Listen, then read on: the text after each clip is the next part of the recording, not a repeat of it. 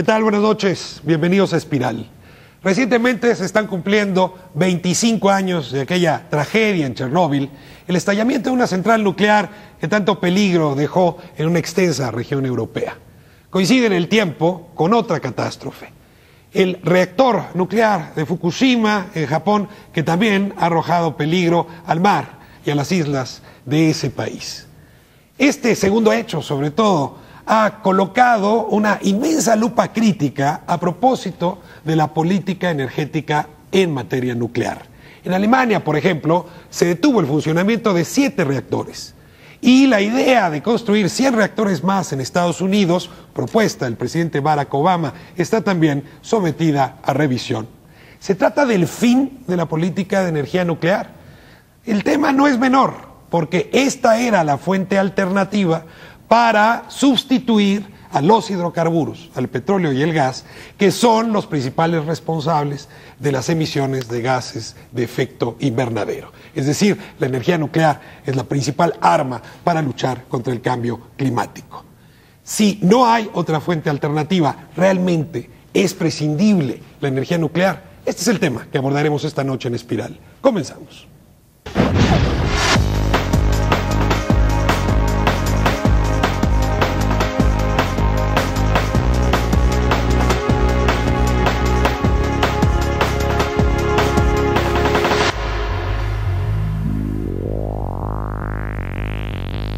Déjame meterlo en un tema que siempre es muy también peleado entre sobre todo los ambientalistas. Energía nuclear. ¿Usted le entraría políticamente a plantear la construcción de una? Yo creo que hay una tendencia internacional que hace ver que uno no puede plantear una estrategia de generación bien diversificada si lo nuclear no forma parte de ese debate. Y eso se ve en México y se ve en el mundo. Todos los países que tenían capacidad de generación nuclear están incrementando su capacidad y los países que no la tenían están empezando a incursionar en ella. Yo creo que nosotros sí tenemos que plantearnos como un reto que por lo menos tengamos estudiado con seriedad cómo empezar a incrementar nuestra capacidad. ¿Y otro reactor en Laguna Verde? México fue pionero en los temas nucleares. Laguna Verde fue de los primeros proyectos, es muy exitoso. Recién se invirtió en Laguna Verde para extender la vida útil de la planta y queda en consecuencia por la Laguna Verde para rato. Tenemos una Laguna Verde renovada, pero si no empezamos a estudiar el tema, nos vamos a ir rezagando.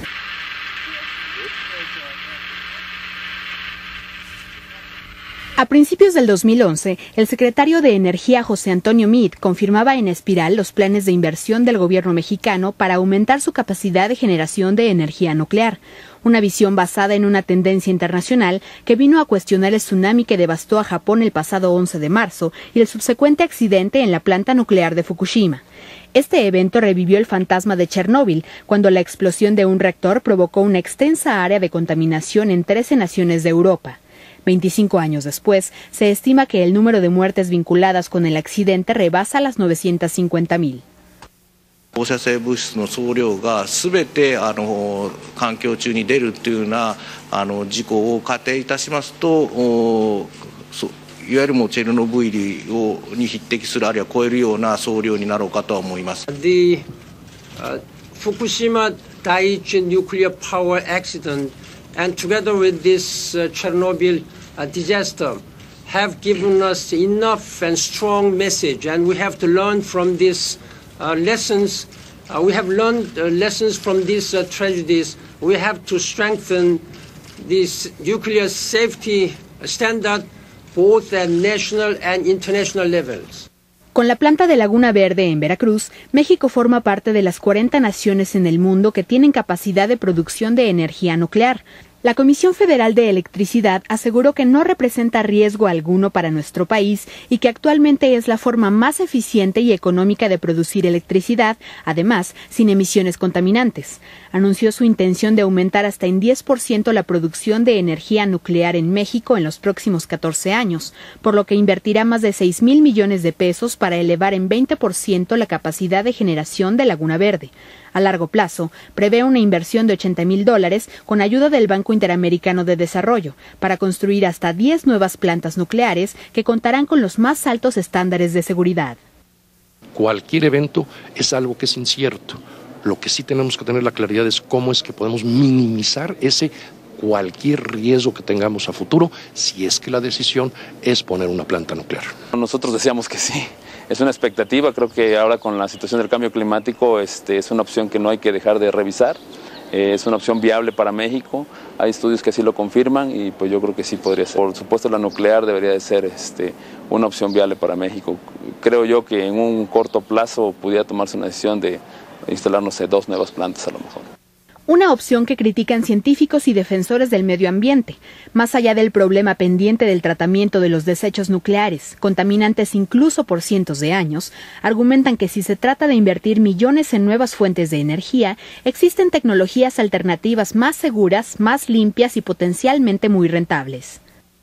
Aunque tomemos todas las medidas pertinentes, digamos en lo técnico, pues siempre la naturaleza viene y hace de las suyas, como lo que estamos viendo en Japón, que los japoneses tienen como una historia muy buena sobre salvaguardas nucleares, y bueno, ahora con lo del terremoto, pues hemos visto que bueno, a la naturaleza no hay quien le gane. La actividad minera libera además radiación al momento de estar removiendo todas estas rocas para obtener el uranio. Entonces esto tiene grandes consecuencias ambientales que quedan ocultas.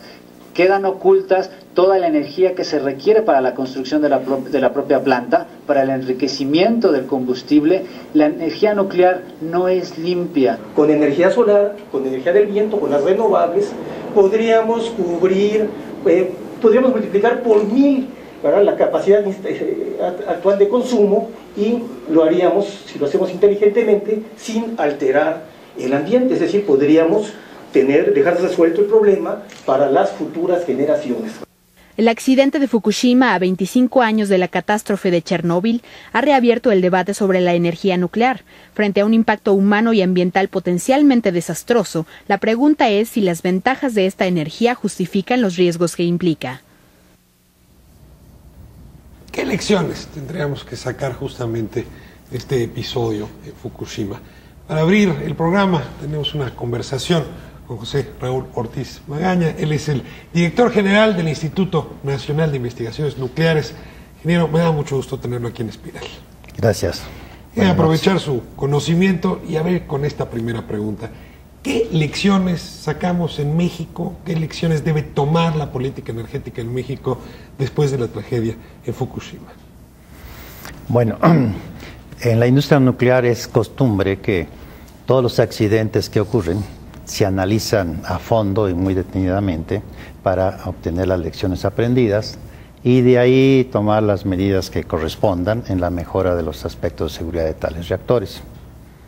En el accidente de Fukushima, no debemos de perder de vista que fue originado por 2 eventos naturales, ambos de baja probabilidad de ocurrencia. Me refiero a un sismo de 9 grados en escala de Richter y a un tsunami de más de 10 metros de altura. O sea, la probabilidad de que se repita un episodio así es bajísima. Es bastante baja, ¿no?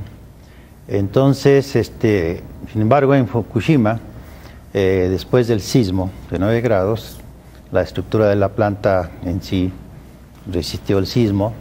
Los reactores, por seguridad, tienen instrumentos que cuando la aceleración horizontal que produce un sismo pasa de cierto grado, en este caso en Fukushima era algo así como 0.18 de G, que es la aceleración de la gravedad, comparado con la aceleración de la gravedad, el movimiento horizontal de un sismo. Funcionó todo, llegó el sismo, se detectó, y al llegar a esa magnitud los reactores se apagaron para cuestiones de seguridad. Después el sismo continuó, la estructura de los edificios de contención y del reactor soportaron perfectamente bien el sismo. Se perdió, al estar apagado el reactor, necesita energía externa para enfriar el núcleo, el calor residual que queda en el núcleo, derivado de la gran cantidad de material radiactivo que se acumula ahí durante la operación. Entonces, las líneas externas que suministran esa energía fueron destruidas por el terremoto, y entonces, ante esas circunstancias, las plantas nucleares tienen la medida de seguridad de disponer de de generadores diésel de electricidad como respaldo a esto. Los generadores diésel de electricidad entraron a funcionar más o menos una hora. Una hora después llegó el tsunami, 55 minutos, una hora. O sea, el enfriador estaba funcionando cuando llegó el tsunami. Entonces el tsunami inundó los generadores diésel, inundó otras instalaciones eléctricas. Y se acabó el proceso de enfriamiento. Y se acabó el proceso de enfriamiento y eso es lo que originó, digamos, el accidente. Entonces, afortunadamente, los reactores de Fukushima tienen un sistema de contención, contenedor, en donde la vasija que contiene el núcleo del reactor se encuentra rodeada por un contenedor. Y hay algunos otros sistemas. Eso lo que contiene es la contaminación radioactiva. Contiene el núcleo en un recipiente de acero grande, de paredes de 15 centímetros de espesor, contiene el núcleo donde se realiza la fisión. Entonces el núcleo se va calentando y hay que mantenerlo enfriado aún después de apagado, ¿no? Claro. Ese fue el principio. Después que se inundaron los generadores diésel, se dispone de otro sistema de seguridad que son un banco de baterías para mantener el enfriamiento. Estos bancos de baterías pues tienen una duración aproximadamente de 8 horas. Después de 8 horas pues no hubo modo de reparar las líneas externas que llegaban pues ya no hubo manera y entonces empezó ya la fuga. El problema serio en que muy probablemente el núcleo se empezó a dañar. Y por un lado se empezó a dañar el núcleo y puede producir fuga de material radiactivo que está dentro del combustible. Y esto es lo que se va al mar y es lo que entra y ahí en la zona de siguen 50 echando agua y todo. A ver, naturalmente por las fechas hay quien quisiera comparar esto con Chernóbil. Y es una comparación que entiendo, dicen los científicos, es injusta. ¿Nos ayuda a entender por qué no es comparable Chernóbil con Fukushima? Bueno, hay varios factores que no se puede comparar una planta como Chernóbil con esto. Número uno, el reactor de Chernóbil no tenía edificio de contención primario. Número dos, el diseño del reactor de Chernóbil tenía un aspecto que no se permite en los reactores de agua ligera, que es que se llama un coeficiente de reactividad por temperatura positivo. Esto quiere decir que cuando el reactor se calienta demasiado, el núcleo del reactor se calienta demasiado, y se incrementa la reactividad del reactor y sube la potencia de manera muy súbita. Incontrolable. Si no se toman las previsiones para meter las barras de control oportunamente, se pierde el control y se... Ahora, en Chernóbil entiendo que esto llevó a un estallamiento. Sí. No es solo fuga de material radioactivo, sino estallamiento. Sí, así es. En primer lugar, cuando se calienta demasiado el combustible, se está perdiendo enfriamiento, entonces el agua que queda dentro de los tubos de combustible en Chernóbil puede establecer una reacción química con el agua y desprender hidrógeno. Por eso fue aquella suerte de hongo. En primero viene que el hidrógeno sale y explota y destruyó parte del edificio que contenía esto, que no era un contenedor primario, sino y después de eso el reactor de Chernóbil, una característica diferente a los reactores que tenemos acá, es que el núcleo está hecho por un bloque grande de grafito. En ese bloque grande de grafito están incrustados tubos donde va el combustible y entra el agua de enfriamiento para generar vapor. Bueno, cuando se empieza a evaporar el agua, ¿no? El grafito modera la energía de los neutrones de una manera muy eficiente y sigue produciendo la energía de la reacción de fisión. ¿Por qué? Porque los neutrones que se producen durante la fisión tienen una energía muy alta. Entonces, para que esos neutrones vuelvan a fisionar con un otro átomo de uranio 235, hay que bajarles la energía. Me está llevando ya términos científicos complicados de entender, pero déjeme colocarlo en la posición del ego. Lo que observamos hace un momento en el mapa europeo, después de Chernóbil, es una radioactividad que se expande sobre una amplia zona del territorio. Esto no ocurre en Fukushima, no hay ese riesgo. No es probable que ocurra en Fukushima, yo prácticamente estoy seguro que no, en esa magnitud, por la razón de que el bloque de grafito grande que tenía, cuando alcanza temperaturas muy altas, el grafito es flamable. Claro, y por eso. Y entonces, ahí sí viene, bueno, primero la reactividad que crece y luego el grafito es flamable y entonces acumula mucha energía, pero alrededor de los 2000 grados centígrados es flamable y ahí viene una explosión térmica. Esa fue la explosión no nuclear. Fue la explosión. Ahora, si usted tiene una temperatura muy alta de más de 2000 grados en el núcleo, le hace una especie de efecto de chimenea, digamos, una suerte de hongo, va a pasar hacia arriba. Entonces, el temor de una bomba nuclear, ¿no? Era un poco físicamente, no nuclear, gráficamente lo que uno veía. Pues. Ahora, entonces, esa hace que, al no tener contenedor y al alcanzar esas temperaturas, se destruye todo el núcleo en Chernóbil y todo el material radiactivo que está acumulado ahí sube a alta temperatura. Llega a una altura como de 12 kilómetros o algo así, porque a mayor temperatura sube más alto. Y después a esas alturas pues vino la dispersión. Eso Fukushima no lo tiene como riesgo. No. Observamos en Alemania, donde había la intención de crecer el número de centrales, que Angela Merkel se vio en la obligación de parar 7 reactores. En los Estados Unidos hay una inversión aproximada para construir 100 plantas nucleares, 100 reactores más en territorio, según inversiones solicitadas al Congreso por Barack Obama, y también se está revisando el plan. ¿Cree usted que este episodio de Fukushima debe llevarnos en México a mirar con mucho mayor cuidado, por una gran lupa, o que en realidad Fukushima va a acabar siendo una anécdota que dejamos pasar y continuamos en el uso intensivo de energía nuclear? No se va a dejar pasar esa anécdota, simplemente se van a revisar las características y consecuencias del accidente. Como decía hace rato, en Fukushima no puede haber una liberación masiva como en Chernóbil, sino es una liberación de fugas controladas y en mucho menor escala. Porque los criterios de seguridad han hecho que Fukushima sea menor. Sí, los contenedores de seguridad han hecho que sea esto, ¿no? Eso en primer lugar no va a ser. Pero ¿no cree que el mundo se vea tentado, que las sociedades se vean tentadas, que los gobiernos se vean tentados a disminuir la expectativa que se tenía sembrada alrededor de la energía? En mi opinión es poco probable, porque lo que ya dije anteriormente, una vez que termine todo y que los reactores de Fukushima se regresen a control, entonces hacen unos estudios exhaustivos, ¿no?, de qué es lo que falló. Desde el Instituto de Investigaciones Nucleares en México, ¿usted recomendaría que en México siguiéramos con el planteamiento que la Comisión Federal de Electricidad tenía de crecer en las próximas 2 décadas nuestra planta productiva de energía nuclear?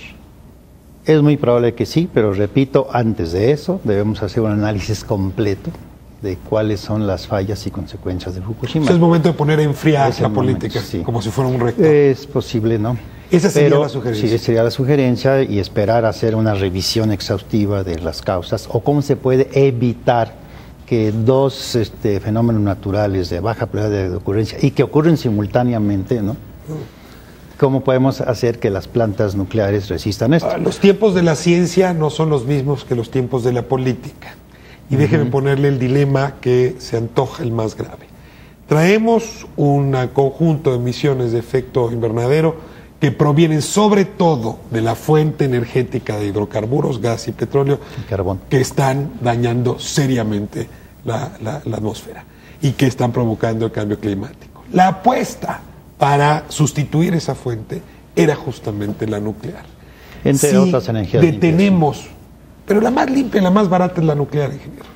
Es que hay características diferentes. La nuclear es la única energía las únicas plantas que pueden ser utilizadas como carga base y que generan energía en cantidades adecuadas. Es decir, la eólica, la solar todavía están, déjeme decirlo duro, en pañales con respecto a la nuclear. Están en desarrollo, se pueden emplear con plan de desarrollo, pero dentro de sus características técnicas y económicas. ¿No hace que gane la decisión de continuar utilizando hidrocarburos este episodio? Si no, nos va a retrasar la lucha contra el cambio climático. Es probable que eso suceda, en mi opinión, en un intervalo corto de tiempo. Repito, ¿cuánto tiempo? Mientras probablemente un par de años, una cosa así. Un lustro, 5 años. Máximo, ¿no? Para que se vea cuáles son las sugerencias para reducir las probabilidades de que estas plantas sean afectadas por estos fenómenos naturales. El presupuesto en Estados Unidos para esto se va a frenar, seguramente. En Alemania no va a continuar. En México tampoco. Probable. En unos años inmediatos, les repito, hay que volver a investigar esto, ¿no? Muy bien. Porque desgraciadamente todo lo que sucede con las cuestiones nucleares se ve de un ángulo muy particular y un poco tenso. En Japón tiene más de 20.000 muertos por el tsunami, por el terremoto. Hay refinerías completas que fueron destruidas por el tsunami. Otras centrales de energía que también fueron destruidas por la tsunami. Demasiado que analizar. Y de eso no se menciona nada, ¿no? Y yo lo que sí casi es muy probable y que estoy seguro que no vamos a tener muertes por radiación de Fukushima, ¿no? Ahora, es difícil medir los efectos. Los efectos inmediatos se pueden medir muy bien. Pero los de largo plazo, los de largo plazo se especula demasiado por la mito, bueno, no mito, sino se reconoce la probabilidad que grandes dosis de radiación le aumentan la probabilidad de cierto tipo de cánceres, o dosis más grandes de radiación aumenta la probabilidad de alteraciones genéticas. Pero eso sucede con muchas otras no hay manera de medirlo. No hay manera de medirlo exactamente, ¿no? Ingeniero, pues le agradezco muchísimo la oportunidad de esta conversación. Creo haber entendido algunas de las explicaciones científicas, pero el conjunto creo que nos sirve a nosotros, a la audiencia. Pero yo creo que después de esa revisión exhaustiva y que se valore en sí este accidente de Fukushima, que no se puede comparar con Chernóbil, pues se tomarán las medidas y las decisiones adecuadas. Seguiremos hablando. Muchas gracias, ingeniero. Quédese con nosotros. Regresamos a la mesa en un momento.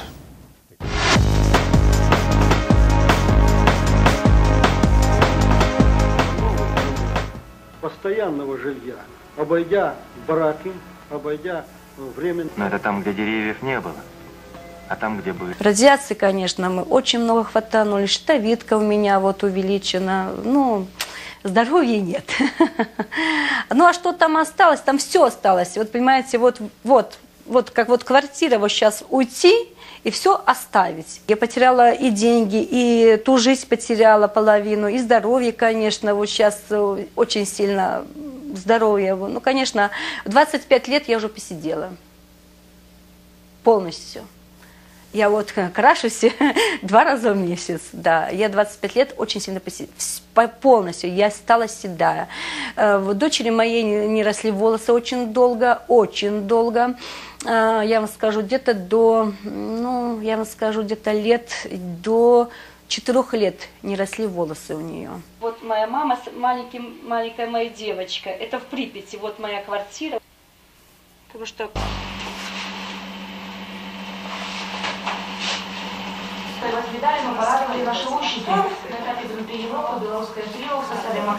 Смотришь на этих детей, и сердце кровью обливается, что такое могло бы, конечно, не быть. Столько детей есть, конечно, патологий много. Но я думаю, что можно было избежать меньших. Не знаю даже, как правильно сказать. Но очень много больных детей. Я считаю, что это все-таки Чернобыль дал знать о себе.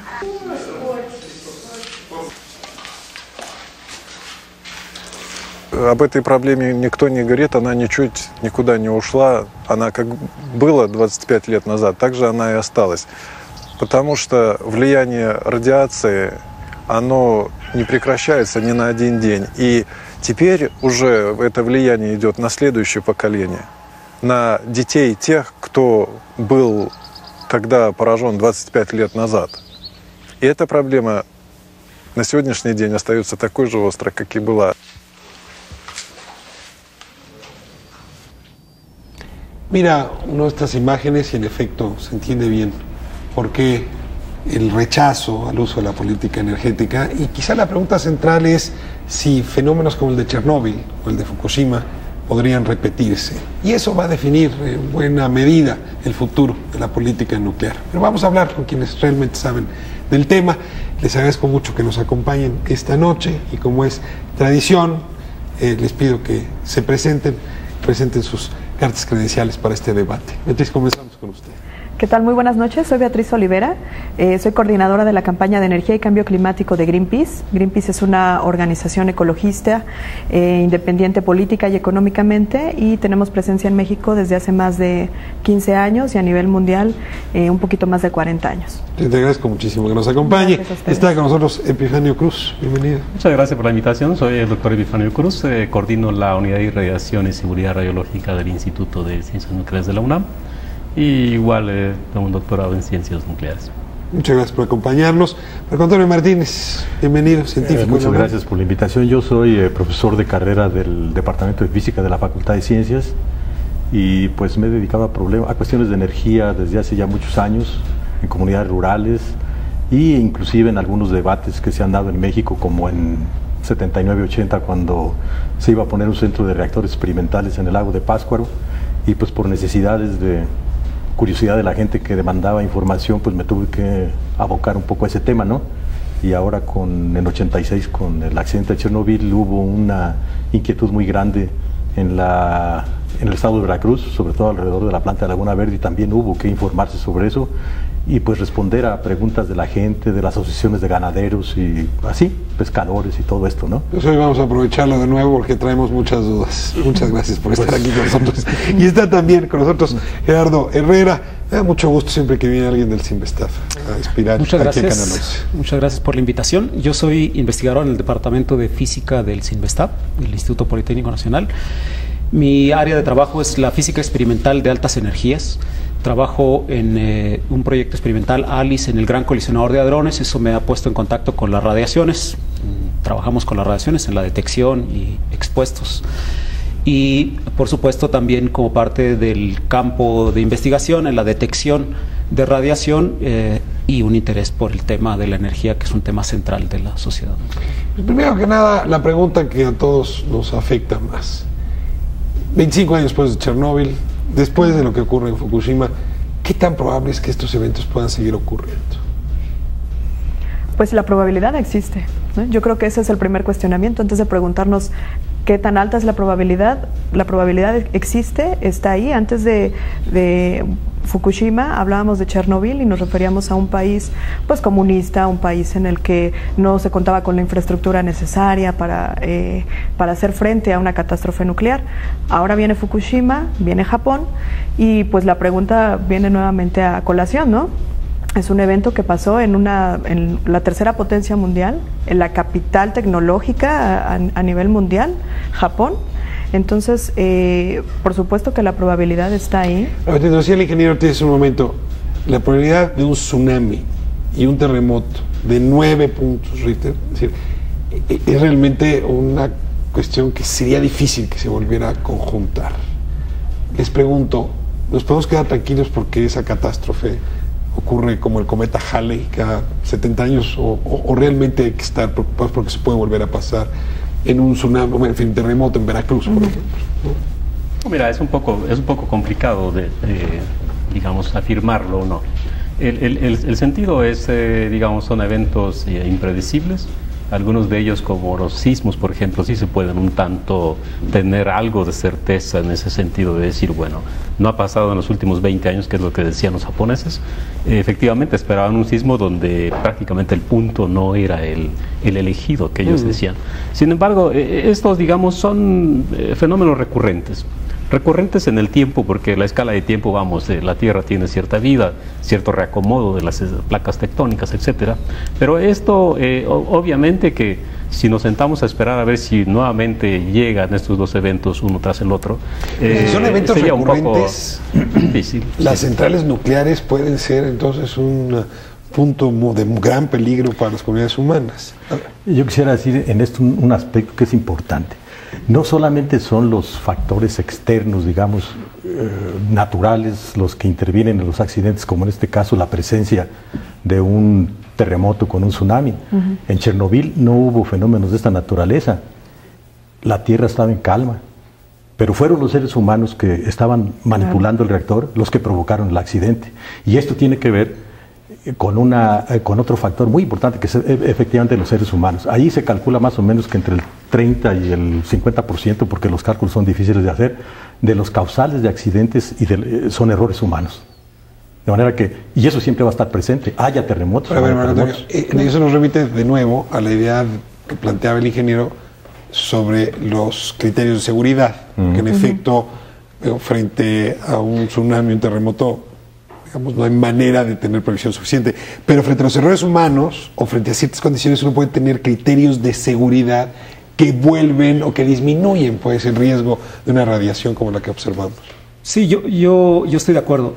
Yo creo que la pregunta quizá fundamental no es si existe la probabilidad de que vuelva a ocurrir un accidente. Indudablemente que hay siempre la probabilidad de un accidente. Cualquier fuente de energía involucra un cierto riesgo.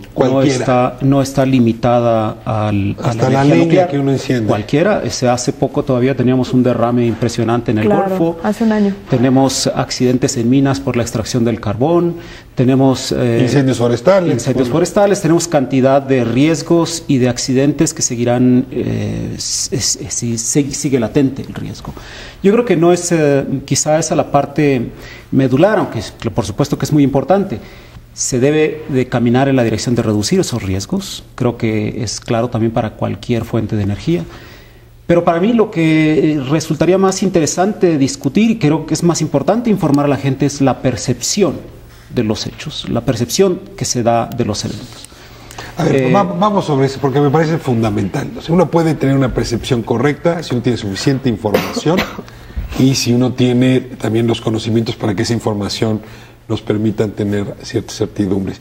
Y cuando uno mira estas imágenes de Chernóbil, lo primero que uno piensa es ni una central nuclear más, porque estas consecuencias para ningún niño, para ningún ser humano se vuelven justas.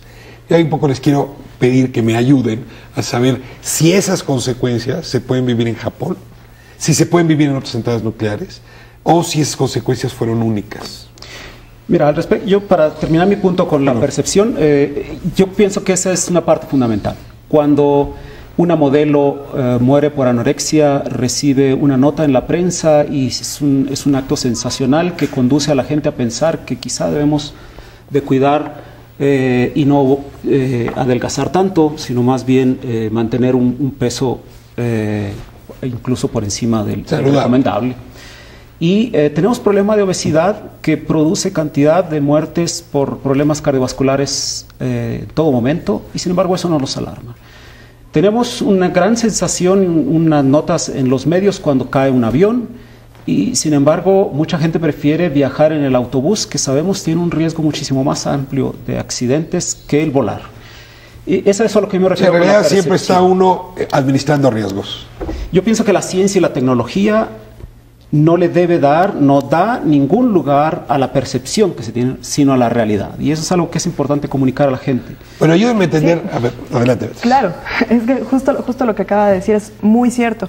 No solamente basarnos en la percepción, sino en la realidad. Y justamente estamos ahorita viviendo a 25 años del accidente de Chernobyl. Y a mí me gustaría entonces, ¿cómo le podríamos explicar esta misma idea a la gente que todavía está padeciendo las consecuencias de ese accidente? Todavía las de Fukushima no las podemos conocer con tanta certeza. Sin embargo, hasta ahora todavía nosotros hemos cuantificado que hay alrededor de 100.000 víctimas tan solo a raíz de este accidente. ¿En Japón? En Chernobyl. En Chernobyl, así es. A 25 años todavía las generaciones futuras han estado padeciendo acerca de los impactos y las consecuencias de las altas dosis de radiación recibidas. A ver, ayúdenme, ustedes tienen conocimiento científico. ¿Cuáles son las consecuencias de una explosión o de una, digamos, escape radioactivo como el que se vio? ¿Es pieles? ¿Es un problema de malformación? Nos dicen que es la tiroides y luego empiezan a hacerse incluso bromas terribles de deformaciones físicas. A ver, ayúdenme a acotar y entender qué puede provocar concretamente Fukushima. Hay una de las cosas que a mí me gustaría dejar un poco en claro. Si comparamos, digamos, en referencia a Fukushima y Chernobyl, en realidad el 10% más o menos que se calcula de las emisiones de Fukushima respecto de Chernobyl, este 10% uno puede decir, bueno, es poco, pero ¿poco en qué sentido? Poco en el sentido de que habría que valorar qué tipo de emisiones radiactivas realmente, como radionúcleos, es los núcleos, los átomos radiactivos pegados que salieron de las partes del material nuclear fundido y que después por la presión de hidrógeno hizo volar el techo, etcétera. Estas fugas que se fueron, ahora hay un escenario muy, digamos, un poco difícil de pronosticarlo. Sin embargo, ese 10% no es tampoco nada despreciable. No, es una cantidad importante. ¿Y qué efectos tiene en la salud? En tanto que tengamos una dosis muy baja, no hay ningún efecto. De hecho, el homínido, desde que aparece en la faz terrestre, estaba expuesto, el ser humano, a dosis mucho más alta del fondo natural de ahora. Pero en cantidades como estas. Mira, yo sobre eso quisiera decir que esa es una cuestión que está bajo la lupa, ¿no? O sea, ¿cuál es el efecto de las radiaciones de bajo nivel? Como los de Fukushima. Pues en algunas partes serán de bajo nivel y en otras... ¿Qué esperamos? Yo sé que les está costando trabajo comprender, pero pueden arriesgarse. Bueno, díganme, ¿qué efectos en la gente, en los japoneses puede tener? Recurramos primero al ejemplo de Chernobyl, ¿no? Sí. Ahí las variaciones de los impactos son muy discrepantes, ¿no? Desde los organismos oficiales como la Agencia Internacional de Energía Atómica, la Organización Mundial de la Salud, Greenpeace, y ahora recientemente el estudio de Yablokov y Nesterenko, ¿no? Está yendo bueno, ya entendí las fuentes, pero dígame qué efectos en la salud pueden tener. Es que los efectos a la salud hasta ahora han provocado alrededor de 950,000 muertos por radiación, imputables a las radiaciones, es decir, imputables a los materiales escapados, ¿no? Eso es lo que ellos calculan. Entonces tenemos un abanico 950,000 desde los 31 muertos que siguen diciendo los que defienden a ultranza la energía nuclear hasta estas apreciaciones de estos investigadores, ¿no? 950,000 y el accidente todavía no termina, porque aquí los efectos se van a largo plazo por Con Fukushima podríamos estar observando ¿qué? En Fukushima ahí el accidente todavía no termina. Hay que tomar en cuenta esto porque hay un problema de descontrol en la situación, ¿no? En particular, algo muy preocupante es lo que sucede con la alberca, con los combustibles usados que están en las albercas contiguos al edificio del reactor. Que se van y hay otra alberca que está... Bueno, lo que pasa es que como estos materiales siguen emitiendo radiaciones... Pero no sabemos en realidad hacia dónde van a ir, digamos, hacia dónde van a afectar. O sea, sabemos que van a afectar, pero no sabemos hacia dónde. Bueno, pueden salir al mar, pueden salir al aire y a partir de esto pueden depositarse en el suelo dependiendo si hay precipitaciones, etcétera. En la salud humana, ¿qué puede provocar? Cáncer, ¿qué más? Sí, de todo tipo, ¿no? Depende de las dosis. O sea, si son dosis bajas, por ejemplo, podemos provocar nada. Pero si son dosis altas, por ejemplo, arriba de 5 grays, esto es una unidad de energía es arriba de ese indicador. Depende de dónde nos paremos. Si estamos en la sala de los operadores. 50 kilómetros, 100 kilómetros de dónde está. A 40 kilómetros, digamos, los niveles de dosis son muy bajos. Prácticamente es el fondo ambiental. No esperamos ningún efecto en la salud. En el agua que ahora se refería Marco, que se va a depositar hacia el mar, hay un programa, de hecho están haciendo ellos ya un plan para eliminar o atrapar los radionúclidos en el agua, limpiarlo, filtrarlo antes de vertirlo al mar. A ver, no hay nada que genere más angustia que no saber. O sea, la angustia es un fenómeno natural del ser humano frente a no saber. Sí les diría, la sensación de quien no entiende científicamente el tema es que no hay suficiente evidencia y por lo tanto sube la angustia. Claro, es decir, me voy a ir a corte y a ver si me ayudan a bajar la angustia. Pasando al siguiente bloque. Regresamos, quédese con nosotros. Es que no.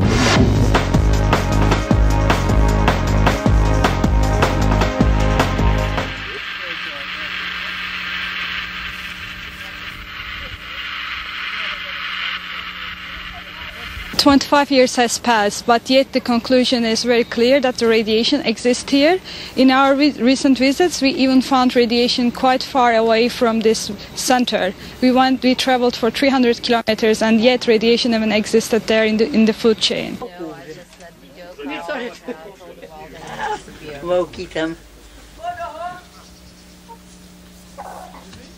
Це наша родина. Ми її не замінюємо нічим, нічим. Ви свою матку мною заміните? Ні. так же я родину. На це приїхав. Як вам тут живеться? Хорошо. Щоб мені погано, то я б просила, щоб мені дали квартиру. Я не хочу. Я хочу на родині жити і все.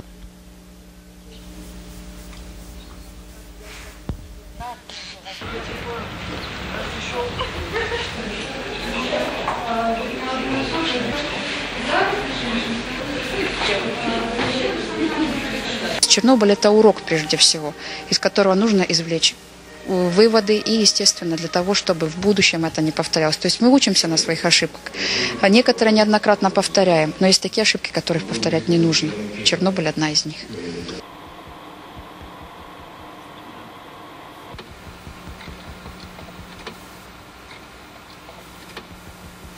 Точно, 25 лет назад здесь начиналась Чернобыльская катастрофа.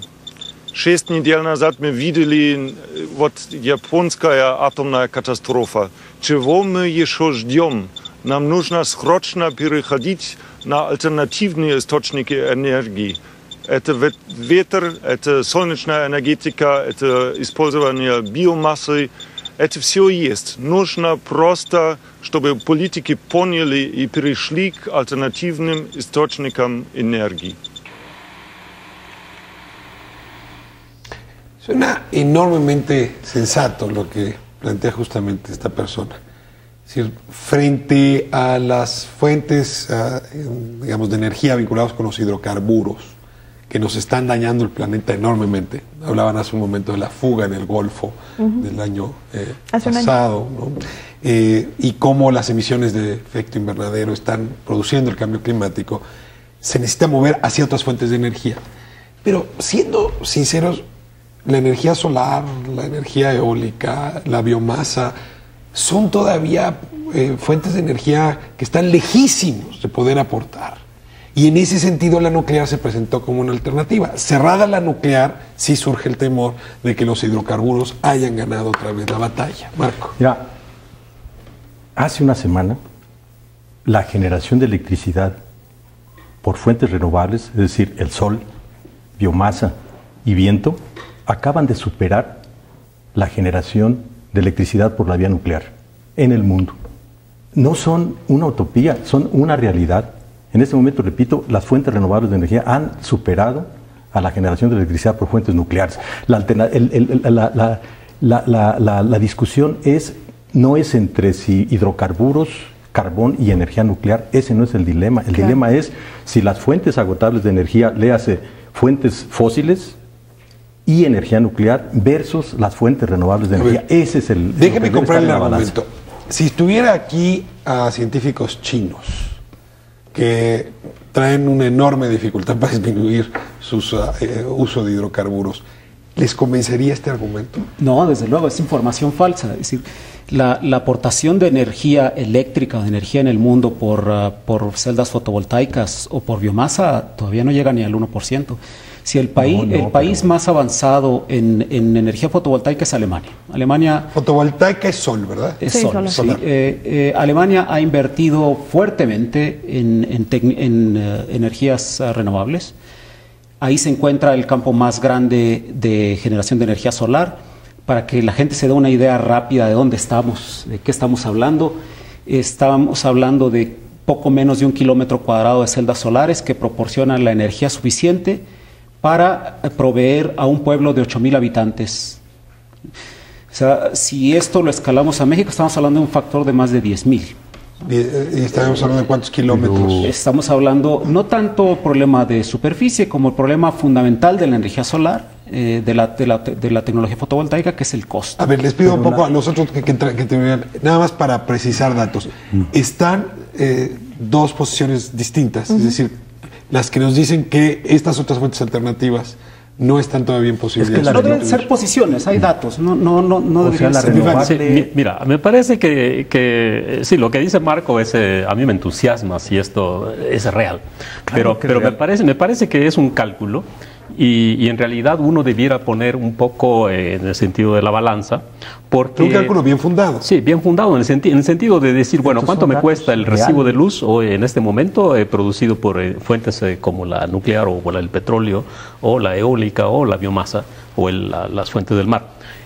El problema fundamental está en los costos. El costo realmente para hacerlo más barato en este momento en México, digamos, yo creo que definitivamente nuestro recibo de luz en casa sería mucho más alto. Entonces el problema que tenemos ahora es hacerlo cada vez más accesible, más costeable.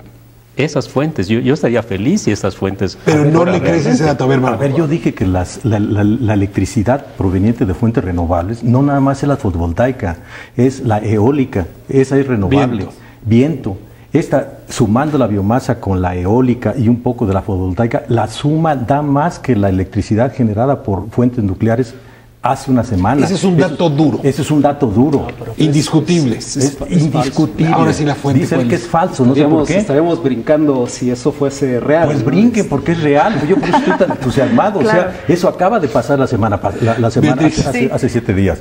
Antes quisiera comentar que hay un gran mito en torno a la energía nuclear, porque aquí los compañeros están diciendo que es mucho más barata, ¿no? Es mucho más barata y más limpia. No, pero a ver, ese es un dato, digamos, del uso común. Sí, se los voy a dar. Bueno, realmente el kilowatt generado con energía nuclear llega a alcanzar hasta los $5,000. Sí, no es el argumento. El argumento de barato no es el bueno.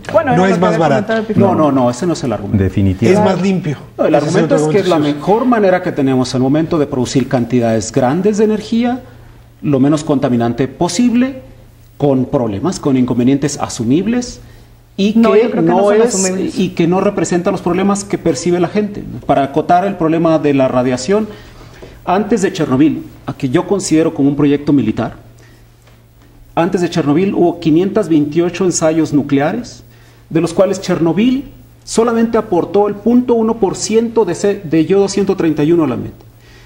Solamente el 8% del cesio 137 que hay en el medio, esos son datos medibles. Esto no es especulación, no estamos hablando de los 950,000 enfermos. Son promedios. Esos son datos que tú puedes medir y te das cuenta de que lo que aportó el accidente de Chernobyl, que yo considero un proyecto militar, pero aún si no lo fuese. Perdón, pero es que ya introdujiste un tema y tenemos muy poco tiempo. Necesito que muy rápido digas por qué dices que es un proyecto militar. Porque era un proyecto centrado en la producción de plutonio más que en la producción de electricidad. Plutonio es un material fisible utilizado en armamento nuclear. O sea, no era para producción de energía... Producía energía eléctrica pero también, fundamentalmente era para otra cosa. El diseño fue fuertemente influenciado por militares que querían producción de plutonio. Bueno, cerramos, entonces ya entendimos el tema. Entonces, estamos hablando de la aportación de un accidente nuclear que es mínimo comparado con los ensayos nucleares que se hacen y que liberan a la atmósfera cantidad de residuos. Quiero que me expliquen una cosa, Marco. Sí. ¿Por qué Barack Obama, que hace un compromiso serio de lucha contra el cambio climático, acaba pidiéndole al Congreso de los Estados Unidos una cantidad de dinero tan alta para desarrollo de energía nuclear y mucho más baja para las otras, si tenía datos de que en efecto las otras fuentes son mejores en todos los sentidos? Pues porque hay un mito en torno a la energía nuclear y se dice que es limpia, que no emite gases de efecto invernadero. Entonces ahí hay un gran mito. Realmente la energía nuclear sí emite gases de efecto invernadero si consideramos desde los procesos de extracción del uranio en la minería. Es un proceso altísimamente contaminante. Pero ¿por qué invierte en energía nuclear? Porque cayó en este mito, porque los científicos hay un gran lobby nuclear. Hay intereses. Es más fuerte el lobby de hidrocarburos que el nuclear. Hay un gran lobby nuclear y hay un gran lobby de los hidrocarburos. A los que producen hidrocarburos les convendría destronar la energía nuclear porque eso implica que van a tener más negocio durante mucho tiempo. Yo creo que fue una decisión política a un año del derrame en el Golfo de México de la British Petroleum. Creo que seguirle apostando en ese momento a más combustibles fósiles y a la extracción en aguas profundas no era la decisión políticamente correcta. ¿Y por qué en ese momento no decir, a ver, más biomasa, más solar, más de viento? Pues ese era su programa, ¿no? Claro, en recursos es 1 a 100 más o menos de inversión. Lo que pasa es que es lo que dice la compañera, o sea, hay una serie de influencias, intereses creados en el lobby nuclear. Claro. ¿No? Más allá del argumento baladí de los intereses, donde quiera hay intereses, eso no. Pues eso cuando algo es bueno se impone, independientemente de los intereses. Los buenos intereses terminan imponiéndose. Mira, para darle datos a la gente, biomasa. Si Alemania, y yo pongo otra vez a Alemania porque es un país líder en las energías alternativas, dedica el 5% de su superficie cultivable, cual ya genera estrés en la producción de alimentos. O sea, biomasa es el uso de caña de azúcar, el uso de algas, el uso de lotes. Si utiliza el 5% del territorio que tiene para cultivar, para producir alimentos, si utiliza el 5% para producir algo que a su vez genera electricidad, lograría producir del orden de 1% de la energía que necesita actualmente. Eso te da una idea de las escalas. ¿Por qué son tecnologías que todavía no son competitivas? Yo no quiero decir que no lo serán. Ojalá y que en algún momento lo sean. El caso de la energía fotovoltaica tiene problemas de costo en energía, no solamente financieros. Este campo solar que tiene Alemania costó 35 millones de euros, que si tú lo escalas a las necesidades, por ejemplo, de México, es impensable, es irrealizable. Porque empezamos a cerrar. Te pregunto, ¿coincides más bien con Gerardo que la posición de Beatriz y de Marco? Sí, yo creo que el asunto es muy bien planteado en el sentido de algo razonable. Son datos que se pueden calcular, recalcular, medir. Yo no me casaría con una idea como una bandera que yo trajera atrás de mí. Yo no digo que lo traigan ustedes, pero sencillamente el punto es que todavía las tecnologías no son rentables, no son tal cual como para hacer una competencia realmente y abracemos la tecnología si mañana está lista. A ver, entonces, ¿por qué estamos invirtiendo en el istmo de Tehuantepec? Pero a ver, hacia allá voy porque para que la gente pague después de Fukushima, Alemania, Merkel, que tenía una política nuclear, lo tuvo que frenar. Obama va a tener que frenarlo. Es decir, es del tamaño del problema del Golfo. Lo cual hace que políticamente se nos vuelva inviable la energía nuclear. Yo tengo un miedo, que en el momento en que la nuclear se nos vuelva inviable y que las tecnologías alternativas no avancen, los hidrocarburos hayan ganado la batalla. Tranquilícenme frente a eso. Las tecnologías alternativas, las renovables, están avanzando a un ritmo tremendo. Y el ejemplo no es la biomasa en Alemania, el ejemplo es el viento en Alemania, el viento en Dinamarca, el viento en Noruega, el viento en Suecia, etc. En estos lugares... el resultado puede acabar siendo que las alternativas ganen. Beatriz. Sí, por supuesto. Dos cosas. La primera, China ha sido uno de los países con mayor crecimiento a nivel de capacidad eólica instalada. Una. La siguiente, la Secretaría de Energía publicó en el año 2009 un informe sobre el potencial de energía renovable aquí en el país, y ellos dicen que bastaría con equipar un cuadrado de 25 kilómetros de lado con paneles fotovoltaicos en los desiertos de Sonora o de Chihuahua para abastecer totalmente la electricidad de nuestro país. Y es un dato de la Secretaría de Energía en colaboración con Se me acaba el tiempo y la petición es la alemana. siguiente. Si tuvieran enfrente al próximo presidente de México o al actual secretario de Energía, ¿qué le dirían con la nuclear? ¿Espérate a ver qué ocurre? ¿O le dirían sigue con la ruta que tienes? Yo considero que debería de explorar todas las posibles fuentes, invertir en investigación en todas las áreas y sobre todo apostarle también a la energía nuclear, como lo decía el secretario. Digo lo mismo porque además el programa nacional para 25 años del desarrollo energético en el país, ahí las cámaras tienen que diversificar el dinero de los presupuestos para todas las fuentes. Se me fue, Marco. A ver, última frase. Yo le diría al presidente, olvídate de la nuclear, invierte para generar 50,000 megawatts de viento que se puede, o sea, más de 50 plantas nucleares del tamaño de Laguna Verde, y olvídate de Laguna Verde porque es un diseño defectuoso que se sabe desde 1971 que ese diseño es defectuoso. La discusión sigue andando, no sé cómo se habrá quedado usted, yo me quedo cada vez más interesado en el tema, creo que vale la pena crezcamos nuestra ciudadanía informándonos mejor sobre estas fuentes alternativas de energía. Nos vemos próximo lunes 10:30, 11 TV. Mira, yo creí que no iba a volver de...